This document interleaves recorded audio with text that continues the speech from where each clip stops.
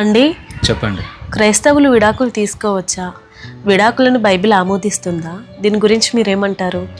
దేవుడు జతపరిచిన వారిని మనుషులు వేర్పరచకూడదు.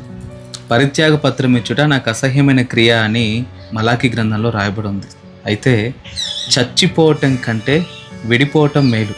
కొన్ని సందర్భాలలో మత్తయి సువార్త 19:9 ప్రకారం వ్యభిచార కారణంతో డివోర్స్ ఇవ్వచ్చు. కొరింథీయులకు రాసిన మొదటి పత్రిక 7:15 ప్రకారం అవిశ్వాసి అయిన జీవిత భాగస్వామి విడిపోయినా విడిపోవచ్చు. అట్టి వారిని బట్టి నిర్బంధం ఏమీ లేదని రాయబడింది. కొన్ని సందర్భాలలో క్రీస్తు ప్రేమను కలిగి అవతలి వ్యక్తిని సంపాదించుకోగలను అన్న విశ్వాసం ఉన్నప్పుడు వీలైనంత మట్టుకు వ్యక్తుల్ని సహించి కలిసి ఉండటమే మేలు.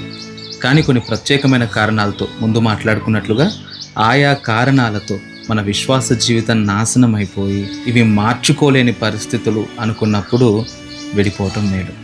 కొన్ని ప్రత్యేకమైన కారణాలతోనే తప్ప దాదాపుగా బైబిల్ విడాకుల్ని ఆమోదించదు.